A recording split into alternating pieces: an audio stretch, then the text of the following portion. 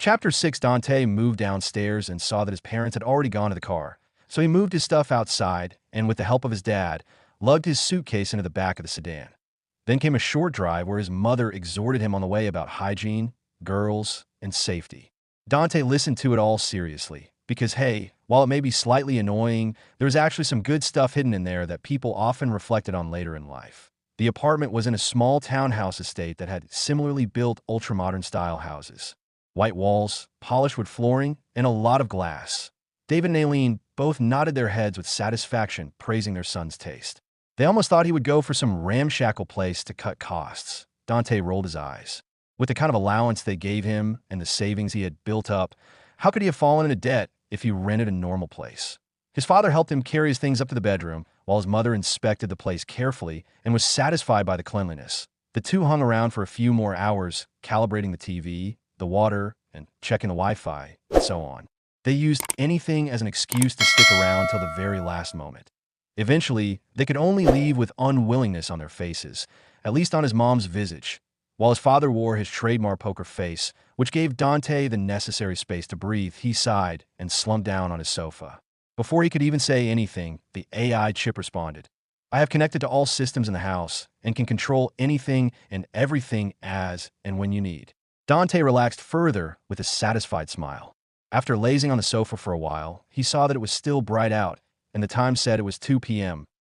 Dante then sat up and pondered carefully. I still have some money.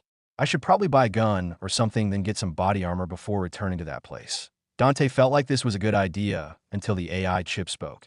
Unfortunately, your quantum entanglement ability is still undeveloped and is in its infancy, so you cannot take along foreign items except your clothes and anything directly attached to your body. All right, so just body armor. Dante muttered. That will not work either. Thicker materials of such kind would disintegrate in the quantum wormhole. Currently, only simple clothing can go along with you. Dante was disheartened by this. So I can only go there practically naked and vulnerable, open to the elements of that world? Yes. Dante sighed deeply. Always had to be a catch, didn't there? Whatever. We'll return to that place tomorrow. I want you to spend the night downloading as much useful information from the internet as you can pertaining to survival, electronics, building, and whatnot. Dante instructed as he walked upstairs with an expression of resolve. It shall be done. Even if the methods of this universe were backward, it was best to have some foundation before heading over. Dante let the night pass until the morning of the next day. After a short breakfast at a nearby diner, he returned to his apartment and then locked himself up in his room. He first called his parents because he knew they would likely do so within the next few days to check up on him, so it was better to do it now rather than let them panic later. Then, while seated on his desk chair, Dante asked, "So how do I activate it?" "It is your power, so you only have to will it." "Okay then." Dante shrugged and thought about how he wanted to go to the eternal universe. He immediately disappeared from where he sat with a pop sound, his existence within the home universe disappearing completely. When Dante reappeared, he was right back on the pavement, near the alleyway beside the exact street he had last been on. He only had time to curse that his ability returned him to the same spot before a soft fist grabbed him by the throat and lifted him up. Dante struggled and grabbed the arm that was lifting him up, but was surprised by its softness and elasticity. When he looked down, he paused for a split second and stopped struggling. The one holding him was a woman with creamy white skin, pale golden eyes that sparkled strangely, and a swath of waist-length purple hair that was like the finest silk. What left Dante stupefied was not only the fact that she was the first seemingly pure human he had seen in this world, but that her angular face and cheeky smirk were symmetrically perfect without any blemishes. That was simply impossible. Even cosmetic surgery wouldn't make one this flawless. Dante wanted to pull her face and see if a mask would come off, but he was not in a situation to do so anyway. To his surprise, she dropped him the very next second, allowing him to land on his feet and take stock of his surroundings properly. First off, the entire area had been cordoned off, and there were no pedestrians around. The shops were closed, and the buildings were evacuated. Secondly, apart from this woman, some cyborgs hung around holding rifles that glowed with a red light, looking like plasma guns from sci-fi games. The moment he appeared, all of those muzzles were aimed at him with cold efficiency. Seeing that the crowd was not so friendly, Dante shivered internally and turned to face the woman. Surprisingly, she was almost the same height as himself, and he was over 6 feet. She wore a skin-tight purple uniform that looked like spandex of sorts, with a leather jacket with military badges and symbols. In terms of womanly charm and sexual appeal, she was definitely top-notch with a relatively large bosom, a flat, muscular stomach, and wide hips that stretched the edge of her pants. Her tight uniform did nothing to hide these features and rather highlighted them, making it such that regardless of whether you were a girl, boy, or all those in between, your eyes would be drawn there. Ads by Pub Future had enough of a good look? A light contralto-ranged voice spoke, alerting Dante to his rudeness. However, rather than be embarrassed, he was more confused. "Are you real? Or are you just a fantasy?" he asked. "Me? I am Admiral Beatrice Portinari of the 34th Prime Fleet. I am not a holograph or a form changer, but a real human. A pure human."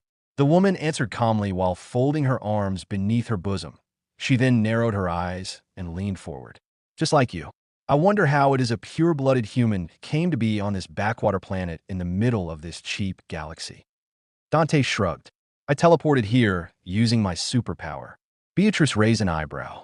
"A superpower? You have no civilian bionics or psionics, an underperforming AI chip, an SDI below average in all fields, and claim to have a superpower." Dante nodded calmly. "I do claim so. I'd like to know if I have broken any laws by existing here." Beatrice looked Dante up and down. "Well, apart from your poor fashion, nothing I have jurisdiction over. Though without identification and a visa, you are illegally trespassing on planet Etonia, so they'll likely chew you up." Beatrice grinned widely, showing her shark-like teeth. "I can assure you, if you end up in their hands, you will never see the light of day again. Not with your value." Dante felt a chill at that. He thought quickly and understood what this woman was trying to do. "Well, that's only if they have jurisdiction over me. Judging by the fact that you are a high-ranking military personnel and also a pure human, I take it I can avoid such troubles by following you." Svel Beatrice's smile remained, but her eyes flashed with a certain light. "Oh, for your low intelligence index, you do think quickly. Yes, you follow me back to my battleship, and we can begin investigating the circumstances around your existence. So either be imprisoned and milked to my value without ever seeing a fair trial, or follow one of my people and be interrogated at length as to why an anomaly like me exists. Great. What a lovely set of choices, of course. There was a third option. All right, I wouldn't advise you to use that teleporting superpower of yours. After all, it seems to be in its infancy and is not very flexible. If you leave and come back, you may not be lucky enough to find me here waiting for you." Beatrice advised as she turned around. Without waiting for his reply, she began walking away. Dante folded his arms and contemplated his choices carefully before choosing to follow. Of course, as a fellow bro and a man of fine taste, he had to vent his shock as his eyes fell on the large and swaying backside of the woman before him. Goddamn. Chapter 7, The Inferno Battleship Ads by Pub Futuristic. Dante kept his eyes to himself most of the time. It couldn't be helped since she practically walked a few meters in front of him and walked like she was on a runway.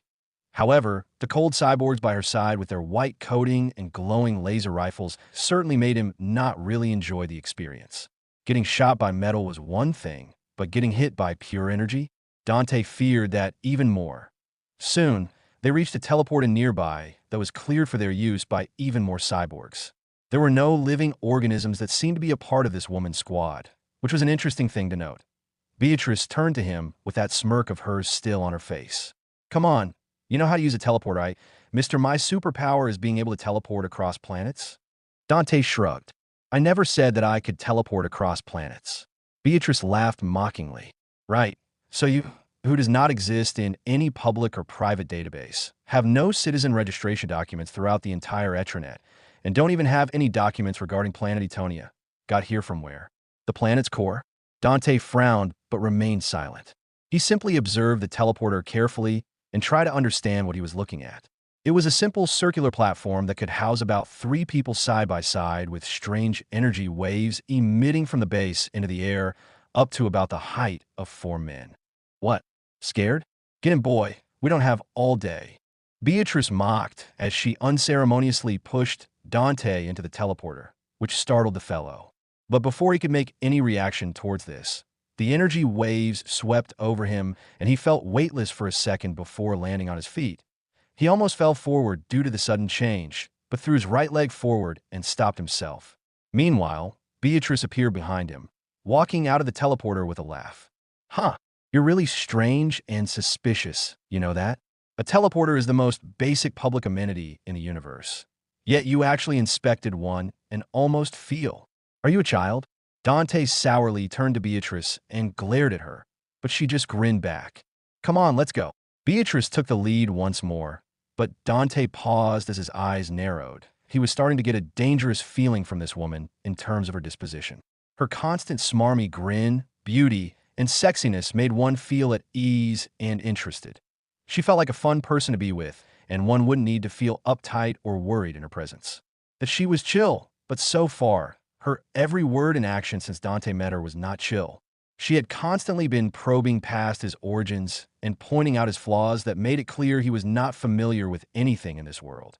She also constantly mocked him for thinking his flimsy verbal defenses would work. Not only that, but when he first appeared, she immediately grabbed him by the throat so fast and lifted him up that he couldn't even process it. She said something about civilian bionics and psionics. Then, were there special military or professional bionics and psionics? As an admiral, she would likely have top-tier bionics and psionics, right? So putting aside his low indexes, she probably had stats that he couldn't even fathom as he stood here. What was most interesting was that the moment she lifted him up, Dante sensed in a split-second a tension on his neck, as if she was about to squeeze the life out of him. However, she paused when she identified him as not only a pure human, but a male and a young one. Ever since then, her charm has been turned up to the max, where was flaunting her chest or her ass when she was walking then and now. Was this a sort of thirst trap to keep Dante from running away? So did it mean she couldn't do anything to stop him from teleporting away? They didn't have technology that could lock down space? Or even track him to his home dimension and invade? That was the main reason he hadn't jumped back yet. If he rashly did so and gave them the coordinates to the home universe, rather than take over anything, he would be the one facing a takeover. Following that same train of thought, could she be acting like this to lure him into using his power out of wariness, and then obtain the coordinates? Maybe the power behind her invaded worlds like his for fun, and she would be rewarded? She was human, and military too. The simple fact was, Dante didn't know shit about this world. The AI had the language, culture, and general history of this world, but it was only enough to make him equivalent to a first worlder entering the third world for the first time. All you know is that it was bad, but not how bad and why it was bad. HM, what? Are you having second thoughts now? Beatrice asked as she noticed Dante wasn't following her anymore. Dante glanced at her and made a decision to follow her. She had presented a generally non-threatening front, was of a similar likeness to himself, and seemed to have some vested interest in his survival. From him, she would gain an understanding of why he was here and whatever else the faction behind her wanted, and he would gain some knowledge of this world. Dante silently straightened himself and followed along behind Beatrice, who exhaled lightly. He now had time to observe the spaceport he was in and saw that while there were many different spaceships of all sizes and makes parked, there was hardly anyone around. Only the familiar cyborgs with rifles patrolling the place and cordoning it off. Dante was awed by the technology here. He saw rows of duty-free shops by the side selling clothes, gadgets, and even weapons.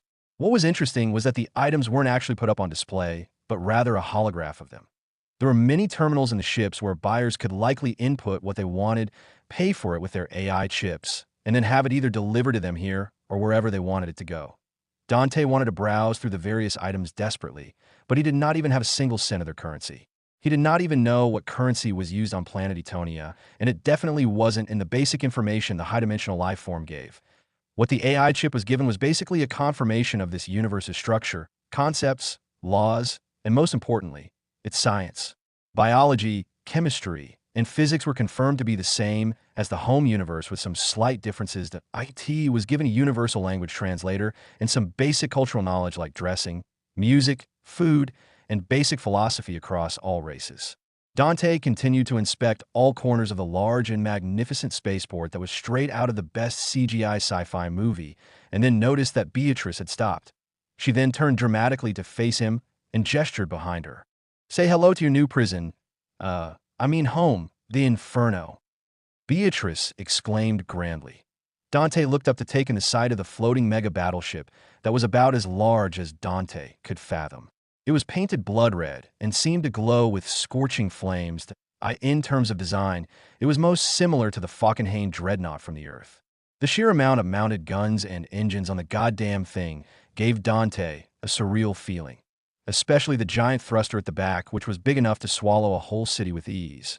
While Dante admired the beastly machine, three cyborgs came over and greeted Beatrice. Admiral Portinari, the ship has refiled and is ready to move.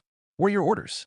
The cyborg asked in a standard masculine voice with a deep edge that was clearly AI generated. Send down a shuttle to pick us up. Also, prepare for launch. We don't plan to stay here once we board. Beatrice answered, her usual smile thinning significantly and an element of seriousness entering her tone. Understood. What about the restriction? The cyborg pressed calmly. Beatrice glanced at it askance and smiled slightly. Naturally, release it. You don't need me to teach you the obvious, now, do I? Beatrice then ignored the cyborg that left with its other fellows and looked up to the left with her arms folded. Dante followed her eyesight and saw a small ship hurtling towards them, coming to a stop before Beatrice and opening its compartment door. Beatrice clambered into the white shuttle and then turned to Dante with her smarmy grin right back where it used to be. Come on in, it's pretty comfortable, trust me. Chapter 8. Dante obliged and got in, sitting opposite Beatrice. The internal of the shuttle was like a train compartment or like the inside of carriage. Due to the limited space, Dante's and Beatrice's knees were touching. She placed her hands on her lap and smiled while staring directly at Dante. Dante stared back with a neutral expression, wondering what kind of game this woman was playing now. Beatrice patted the pace beside her. Why not come and sit beside me? That way we can be closer. Dante shook his head. You are an admiral. It is improper to treat you in such a manner. Beatrice snorted unhappily and looked away, making Dante sigh internally with relief. Very few people on Earth could boast about having a stare down with an attractive person, but those who did could tell you right away that it was as difficult as hell. The longer you stared, the more intrusive thoughts would enter your mind, and the more you would be tempted to do something that might get you a slap and a sexual harassment charge. Why do you think in those romantic movies, the male and female would stare into each other's eyes for a few seconds before slowly closing in? Fortunately, Dante's time in the shuttle was short as the compartment door opened and revealed an airlock. Dante was surprised as he didn't even feel the thing accelerate, move, or even stop. Beatrice took the lead once more and deliberately bent down and arched her back when coming out of the shuttle. Dante could only sigh and follow her with a tired expression, feeling like he had to do something but didn't know what to do exactly. As by Pub Future when they entered a decontamination chamber, the door behind them closed and sealed itself. Then, a wave of red light covered them from head to toe as a female AI voice declared them to be safe. After a second, the other door opened, revealing the observation deck of the battleship. Beatrice walked in confidently, while Dante slowly entered while looking left and right carefully, as if expecting an ambush to his surprise. There was no organic life in the observation deck. Apart from an empty pilot's seat, there was an open lounge with various seats and sofas, as well as the captain's chair at the back, overseeing the entire room. Rather than doors, Dante saw two teleports at either end of the room, which likely allowed one to come and go from this area and to other parts of the ship instantly. Beatrice moved straight to the pilot's seat and bent over to handle the consoles without sitting down. After pressing a few buttons, the entire ship came to life, and from the porthole, Dante could see that the battleship was beginning to move, detaching itself from the railings and magnetic clamps. IT turned around slowly and began to accelerate into space as it left the spaceport. But Dante did not feel even a lick of it in the ship, despite seeing it move. This discrepancy caused a slight cognitive dissonance and panic, forcing him to lower his body to touch the floor. Beatrice turned back to look at this, and her eyes narrowed for a second. She then left the terminal and walked up to Dante with her arms akimbo. Have you never been on a spaceship before? No, scratch that. On any ship before? Not even a hoverboard? Otherwise, how can you react like this to anti-force technology? Ads by Pub Future. Beatrice walked around Dante and looked down on him with an expression of interest, like a scientist seeing an exciting specimen. Dante ignored her and let his mind and body adapt for a while before shakily standing up and absolutely refusing to look out the porthole. Beatrice chuckled and walked to the lounge and sat down on a sofa. So, Mr. Dante, why don't you have a seat and we can talk? Beatrice prompted as she gestured to the seat opposite her. Dante took a deep breath and moved to sit opposite her, which was facing toward one of the portholes. However, despite moving, Space was relatively still, and he couldn't see much of its acceleration, so he was fine in this regard. Beatrice swung her legs upwards, displaying her supple thighs that were squeezed by her uniform before crossing her legs elegantly. Dante also leaned back in his seat and crossed his legs the male way, his arms folded before him. Both sides remained silent and observed each other for a short while. Beatrice eventually chuckled. "I seriously don't get you. At times, you behave like the most ignorant country bumpkin, far more ignorant than even the most isolated child, and other times you seem quite clever despite your poor indexes. All right then, I'll be the one wearing the pants and rise to the occasion. Sigh, how tough it is to be a man nowadays." Beatrice shrugged dramatically. She opened her right-hand palm, and a light emitted from it, forming a holographic image in the air. On the image was a bunch of documents and databases that flashed by rapidly while Beatrice watched boredly. Ads by Pub Future. "So Mr. Dante, if that even is your name, you have no file in existence, anywhere.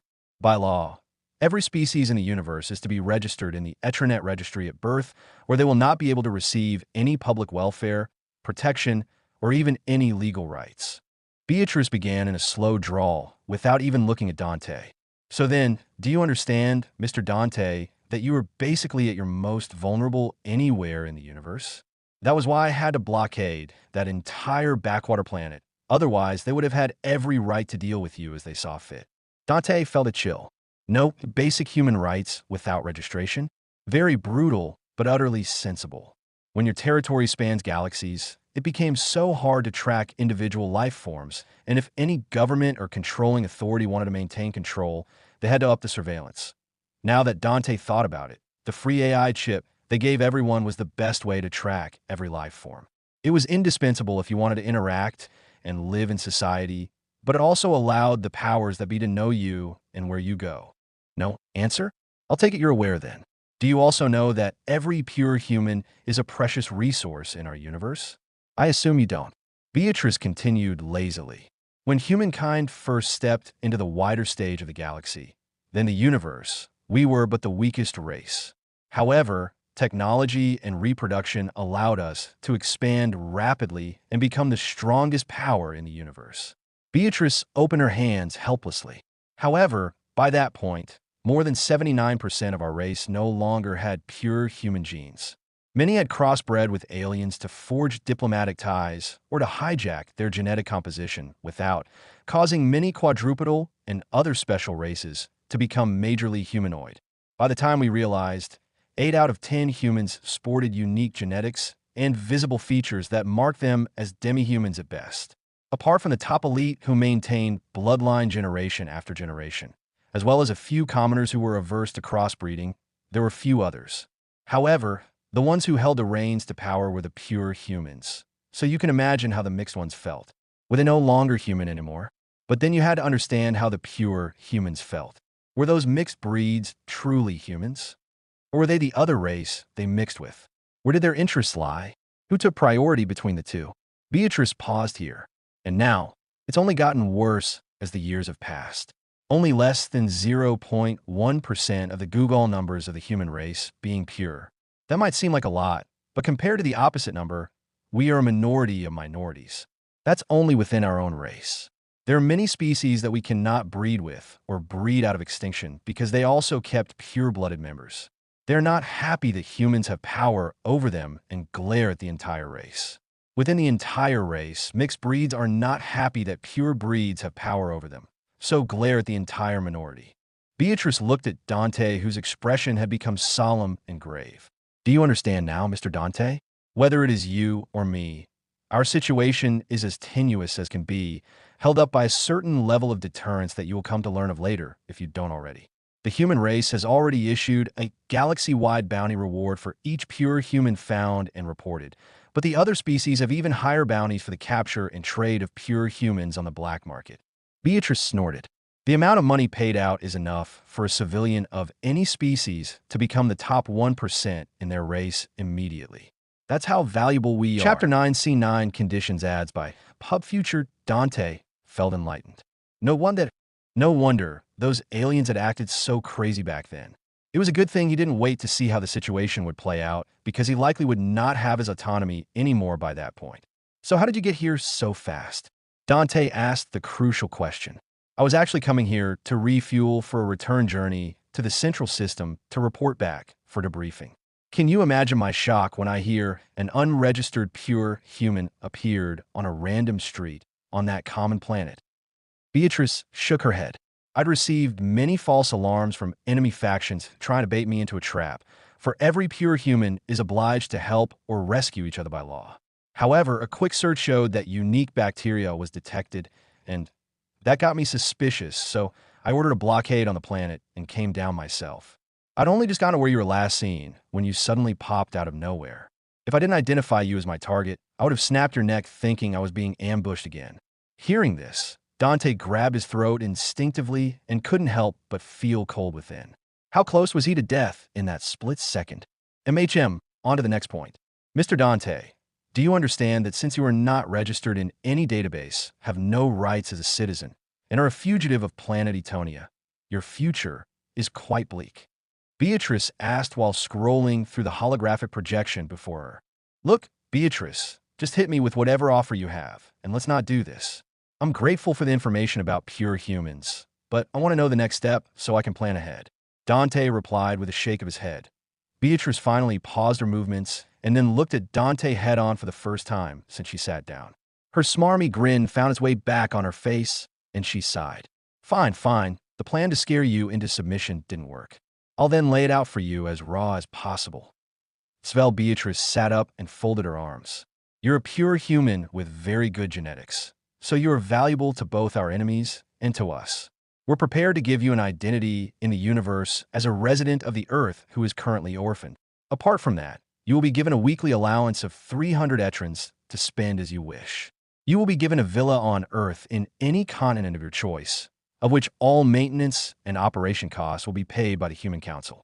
You will also be sent into the unique batch of cadets in the Eternal Academy, the #1 academy in the universe for all forms of education relating to military, economics, technology, entertainment, and especially exploration.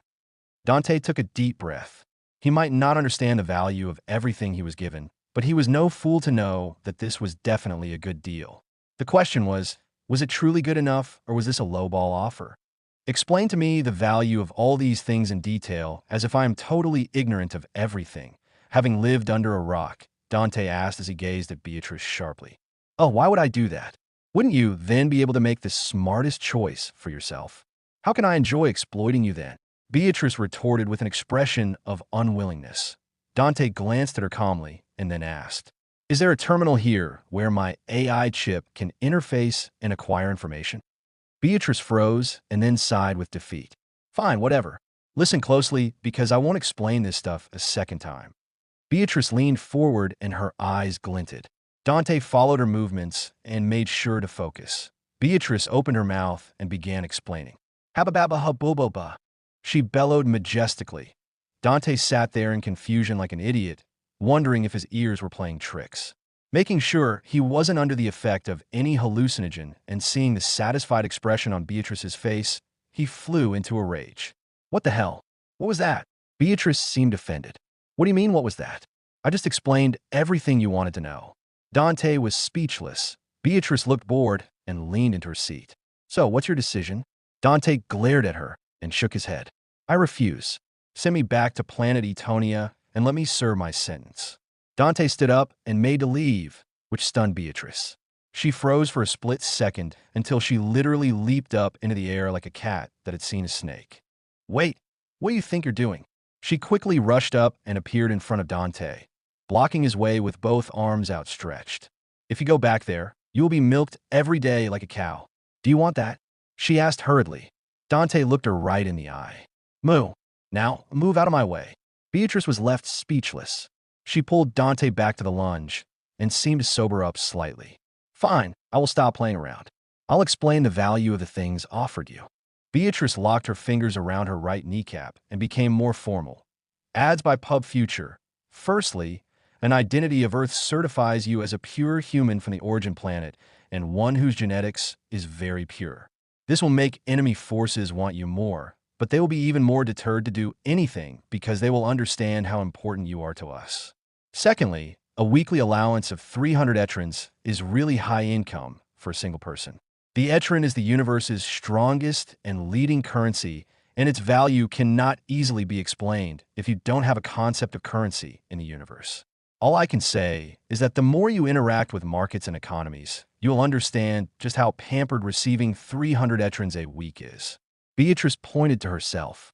I am one of the 100 admirals of the Prime Civilization's fleet, subject only to the authority of the fleet commander and the human council above him. Yet I earn 30,000 etrins a year as official salary. Thirdly, a villa on Earth is precious.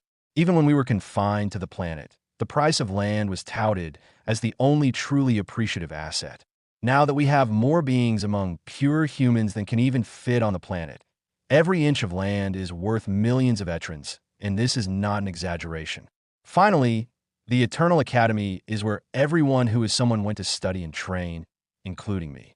I was part of the elite batch during my time and graduated with honors. I cannot easily describe the value of the Eternal Academy to you. It's not just knowledge, information, connections, or even grants, but the more direct benefits like special AI chips, unique bionics and psionics for specialized students, and most importantly, the Zero Gate. Long story short, the Zero Gate is a special wormhole that leads into a small planet that is barren. It is divided into 10 sectors, and students are forced to compete for the fruit of condensation produced by a special tree in each sector. The fruit of condensation is the most valuable item in the universe, something that is priceless in etrins. That is because it is the only guaranteed way for a person to gain a superpower. Dante's heart caught at this point. So far, his heart had been beating the more Beatrice explained, but this particular one made him feel an explosion mentally, a superpower, something that Dante had gotten only through the blessing of a high-dimensional life form, could be acquired by chewing a fruit? Damn, a few questions. Firstly, how often is the Zero Gate open? Or how often do the fruits condense? Dante calmed himself down and asked prudently. Beatrice raised an eyebrow. Once every year, around December. Dante thought about it and felt this was good. 10 fruits a year meant that 10 superpowers were born each year. Even if the superpowers were overpowered types, it was not enough to do anything. Even if this was brought to Earth with 7 billion people, 10 a year was not enough to do anything. Assuming every Earth human could live 100 years, it meant that they could only have a superpower for 100 years before dying at SO. Assuming 100 years was a generation, by the time Generation 1's first batch died, there would be 1,000 people in the world with superpowers. Yeah, that was nothing. And when Dante considered this on the scale of the entire universe with numbers that he couldn't even fathom, it was even worse. Dante suddenly realized that his good treatment and offer so far were not exactly due to being a pure human, but might be due to his alleged superpower. Chapter 10 signed and sealed ads by Pub Future. Second question. Are superpowers hereditary? There is a chance, but it is very low, Beatrice answered calmly. Final question. What is the unique batch, and how does it differ from other batches? Dante inquired. How do I say this? Do you watch high school shows? The unique batch is basically the topmost elite who also happen to be special needs, who also happen to be misfits, and also happen to be incredibly gifted. Beatrice explained with a smile. Dante was speechless. So what's your choice? Beatrice asked finally. Dante pondered for a little before glancing at Beatrice sharply. No one gives out things for free. What am I expected to do on my side of the deal? Beatrice clapped her hands. Good question. She then pointed to herself. Me? Dante was confused. You? Beatrice nodded and folded her arms with satisfaction. Me? Dante looked her up and down. Why you? Beatrice seemed unhappy. Why not me? Dante scoffed. Why should you? Beatrice snapped. Because I want to. Dante was shocked. You want to? Beatrice nodded shyly. Edo. Dante's eyes fell on wrongful places. Do you? Beatrice took a step back, but firmed her expression. Wudumi. Dante seemed puzzled. Secretary? Beatrice folded her arms behind her back with a confident smile. CEO. Dante turned his head to the side and blushed. Do the secretary? Beatrice leaned forward with a tempting smile. Do the secretary. AI chips in their brains. That can't be the only thing, right? What other obligations do I have? Dante asked with a severe look. Well, what else do you have to offer? Beatrice asked bluntly as she looked him up and down. Dante was left speechless. He sat down and thought for a bit with his eyes closed. Beatrice also sat down and moved her attention back to the holographic screen before her, lazily browsing through it at speeds that the natural Earth human I couldn't follow. After about 30 minutes, Dante opened his eyes and sighed deeply. I agree. Beatrice paused her scrolling and then looked at Dante skeptically. You do? Wow.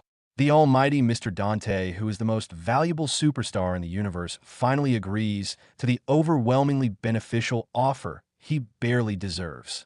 Aren't you going to continue asking me questions, or are you not going to try and change the terms? Beatrice asked with a teasing voice. Dante didn't even bother to reply to her snark. He just pondered his fate in this new world and what he would do next. Soon, his eyesight was blocked by two huge mounds that were hanging off an impossible cliff. Dante was amused. There is no way this should be possible. According to all known laws of gravity, there is no way that pair of breasts should be perfectly horizontal from the base. Its shape and fat, as well as the fact that it protrudes, prevent it from staying airborne. The breasts, of course, hover anyways. Because breasts don't care what humans think is impossible. Beatrice scoffed as she pushed a screen before him. Dante laughed dryly. He then focused on what was put before him. And what the hell is this? Contract. You don't think we make agreements by word of mouth here, do you? Beatrice blinked. Dante shrugged. Okay, I've scanned the contract and found no loopholes, twisting words, or altered terms from what was agreed upon verbally. And before Dante could even ask Beatrice to send it to the AI chip for a review, it already connected to the interface and did it. Well, it certainly did live up to its task of taking one step before its user. Dante then shrugged and sighed by dripping a drop of blood cough, by using his signature like a normal, sensible person. Beatrice seemed satisfied by this and retracted the contract. She seemed obviously relieved, and Dante couldn't help but feel like he should have taken her up on her offer to haggle. But whatever, better to have a good deal and be in her good books than sucking her dry and then incurring dissatisfaction. She was, after all, the first person he met here and is linked to the secrets of the eternal universe. Right. So when do I enter the academy? Dante asked curiously. Pretty much as soon as we get your identity squared up, which should take about a day. After that, you'll have to first head to Earth to receive your property, open a bank account, and do some other miscellaneous things before going to the Eternal Academy. Beatrice answered cooperatively as she plopped into her seat. That's good. Has the school year already begun? Beatrice paused and looked Dante up and down. Of course it has. Do you think the universe will miraculously spin on an axis that revolves around you, conveniently making it so that when you appeared from nowhere, you would get to enter school on the first day? Dante rolled his eyes. If there is one thing you're good at, it's putting words in my mouth. There are many things I'd like to put in your mouth. Beatrice snorted and muttered under her breath. Dante shivered at that. He got up from the lounge and walked toward the teleporter near the right side of the room. Beatrice tracked him with her eyes, wondering if he was trying to run.